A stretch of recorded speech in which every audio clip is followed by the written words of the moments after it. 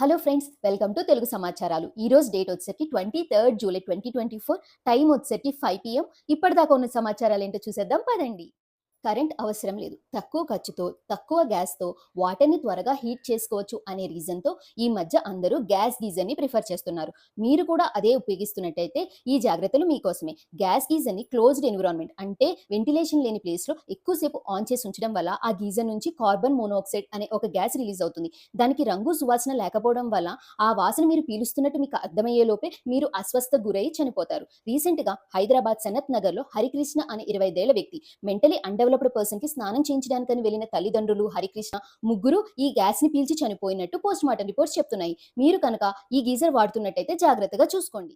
మన finance minister Nirmala Sitharaman గారు ఈ ఇయర్ ప్రవేశపెట్టిన బడ్జెట్ ప్రకారం న్యూ ట్యాక్స్ రెజ్యూమ్లో వచ్చిన చేంజెస్ ఏంటో ఇప్పుడు చెప్తాను.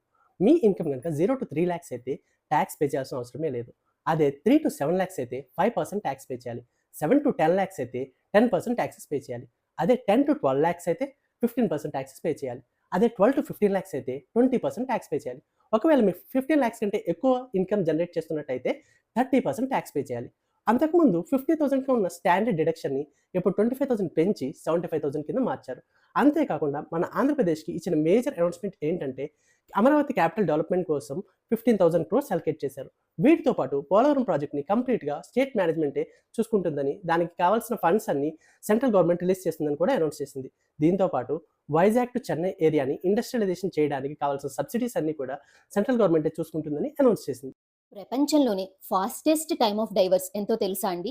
3 minutes.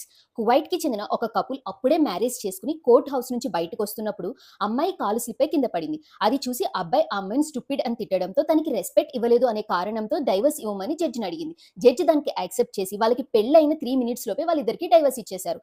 ఇది సోషల్ మీడియాలో బాగా వైరల్ అవుతుండగా నెటిజన్లు ఆ అమ్మాయిని సపోర్ట్ చేస్తూ రెస్పెక్ట్ లేని మ్యారేజ్ ఫెయిల్ అయినట్లే అంటున్నారు. దీనిపై మీ ఒపీనియన్ ఏంటో కింద కామెంట్ సెక్షన్లో చెప్పండి. ఆటో డ్రైవర్గా మారిన మైక్రోసాఫ్ట్ ఎంప్లాయ్ వివరాల్లోకి వెళ్తే ఒక ప్యాసింజర్ నమ్మయాత్రి యాప్ నుంచి ఆటో బుక్ చేసుకున్నాడు.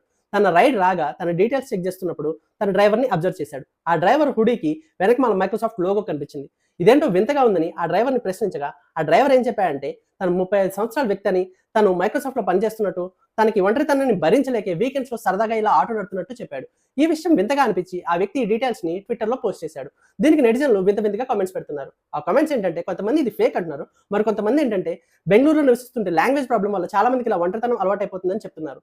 టైం లేనప్పుడు సరదాగా ఫ్రెండ్స్తో పాటు బయట రెస్టారెంట్స్లో ఫుడ్ తినడానికి అందరం ఇష్టపడుతూ ఉంటాం. ఈ మధ్య రెస్టారెంట్స్పై వచ్చే వార్తలు విన్న తర్వాత అలా తినాలంటేనే భయమేస్తుంది. అమూల్ బటర్ మిల్క్ ఇన్సిడెంట్ మర్చిపోయే లోపే కేరళలో మరొక ఇన్సిడెంట్ జరిగింది. కేరళలో 14 మంది 388 రెస్టారెంట్స్పై జరిపిన రైడ్లో 6 రెస్టారెంట్స్ని క్లోజ్ చేశారు. 68 రెస్టారెంట్స్కి ఫైన్ వేశారు. 93 రెస్టారెంట్స్కి రెక్టిఫికేషన్ నోటీస్ పంపించారు. రైడ్ చేసిన రెస్టారెంట్లో సగం రెస్టారెంట్సే నీట్నెస్ ఫాలో అవ్వకపోతే మనం ఎలా బయట తినేది చెప్పండి? మీ పిల్లలు కనుక ఫోన్ ఎక్కువసేపు చూస్తున్నారా? అయితే ఖచ్చితంగా ఈ 20-20-20 అనే ఫార్ములాని వాడాల్సిందే. వివరాల్లోకి వెళ్తే మీ పిల్లలు కనుక రోజుకి 3 గంటల నుంచి 3.5 గంటల పాటు మొబైల్ ఫోన్ స్క్రీన్ చూస్తున్నట్లయితే ఫ్యూచర్లో వాళ్ళకి ఖచ్చితంగా డ్రై ఐస్ అనే ప్రాబ్లం వచ్చే ఛాన్స్ ఉంది. ఆ ప్రాబ్లం ఏంటంటే మీ పిల్లల కళ్ళు డ్రై అయిపోయి ఇచ్చిగా తయారయ్యి సైట్ వచ్చే ఛాన్స్ ఉంది. ఈ ప్రాబ్లమ్ని తగ్గించుకోవాలంటే 20-20-20 అనే ఫార్ములాని వాడాల్సిందే. అదేంటంటే 20 నిమిషాల పాటు మీ పిల్లలు మొబైల్ చూసిన తర్వాత 20 feet డిస్టెన్స్లో ఉన్న ఆబ్జెక్ట్ని చూసి 20 seconds పాటు అలా ఉండాలి. అలా చేస్తే దీనివల్ల వచ్చే ఎఫెక్ట్ని చాలా వరకు తగ్గించుకోవచ్చు.